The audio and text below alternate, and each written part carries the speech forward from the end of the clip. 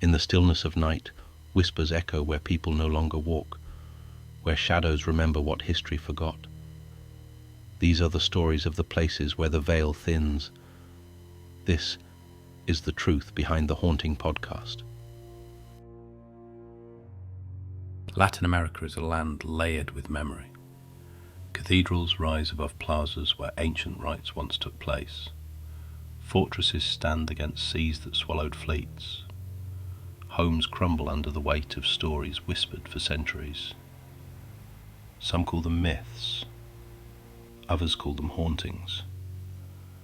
What is certain is this: in places where blood was spilled, where faith and fear collided, where grief never found rest, the past has a way of returning.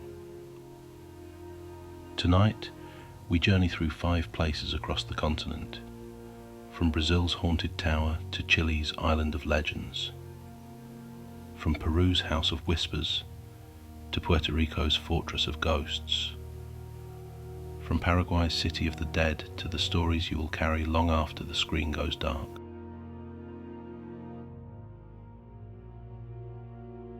By daylight, the Jolma Building looks ordinary, glass and steel against the skyline, a product of Brazil's drive toward modernity in the late 20th century. Yet those who work here tell a different story once the sun sets. Guards describe footsteps echoing in stairwells long after office is empty. Cleaners whisper of elevators traveling between floors without being called, arriving with doors open as if inviting them inside. Windows reflect figures that vanish when one turns around. The building's reputation stems from tragedy.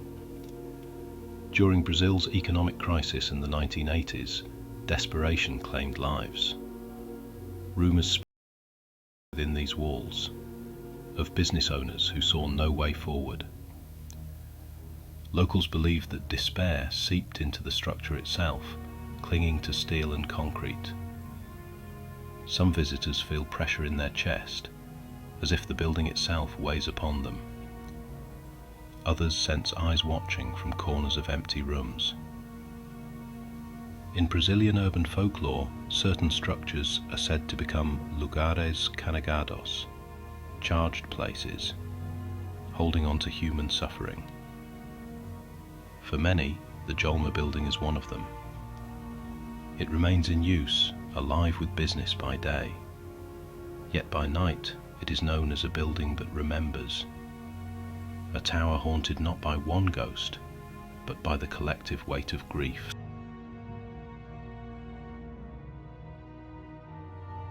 In southern Chile lies Chiloe, a place where the line between myth and reality is fragile.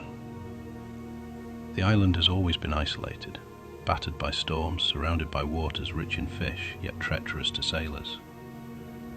In this isolation, its people created a mythology that breathes through daily life. Fishermen speak of the Caleuche, a ghost ship that appears glowing in the fog.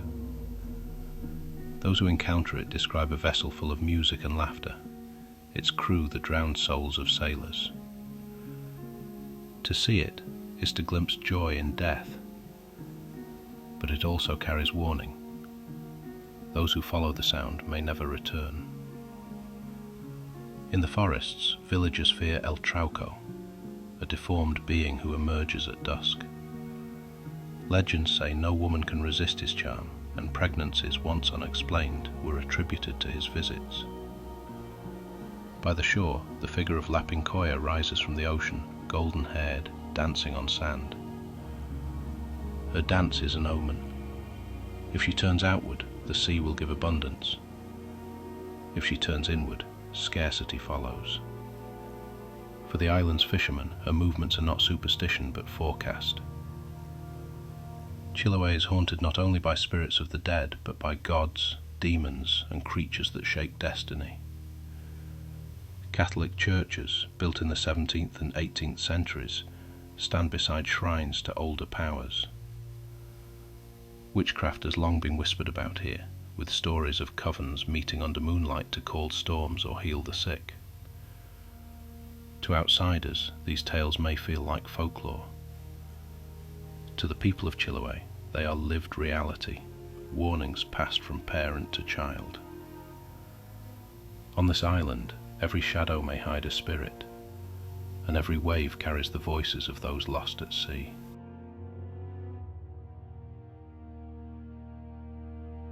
In Lima, Peru, stands a house that has unsettled generations. Known as La Casa Matazita, it is better remembered by another name, the Whispering House. The legend speaks of a wealthy merchant hosting a banquet in the 18th century. During the evening, a scandalous secret was exposed. Rage followed. Screams were heard outside, and by dawn, every guest was dead. Some say poison was slipped into wine. Others believe madness consumed the gathering. What remains is not the certainty of what happened, but the effect it left behind. Passers-by report whispers calling their names from within shuttered windows. Visitors claim to hear conversations between unseen voices, laughter rising and vanishing in an instant. Those who have entered describe waves of unease, sudden chills, the feeling of being observed. Paranormal researchers recorded unusual spikes in electromagnetic activity, while psychics speak of heavy energy locked inside. Grief and betrayal bind into the very walls. So potent is the house's reputation that many Lima residents refuse to walk past it after dark. They cross the street, unwilling to risk even brushing against its shadow. For them, the Whispering House is not entertainment. It is a place where the past never released its hold.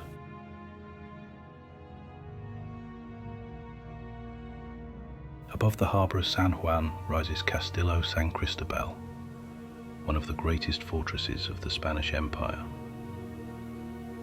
Built in the 18th century to guard against attack, its massive walls once echoed with the thunder of cannons and the march of soldiers. Yet the fortress holds more than stone. Visitors and guards describe soldiers in old Spanish uniforms patrolling the ramparts, only to vanish when approached.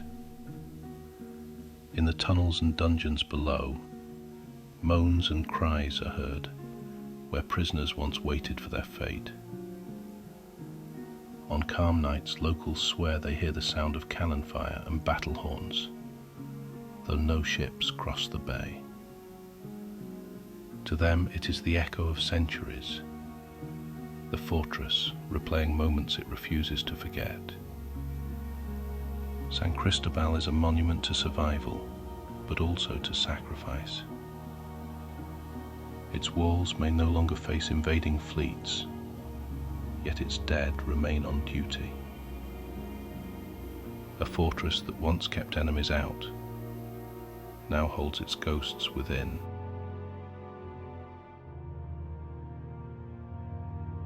In Asuncion, Paraguay, lies Cementerio de la Recoleta, a necropolis founded in 1842, resting place of presidents, poets, and ordinary citizens. It is a place of marble beauty, but beauty here hides unease.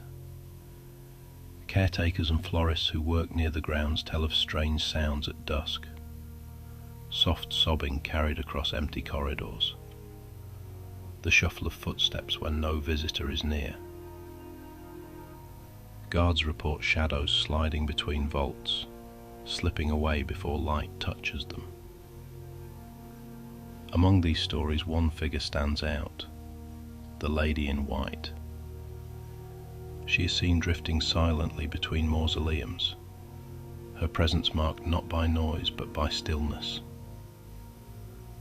Those who witness her speak of a weight that lingers for days, as if she follows them beyond the cemetery gates.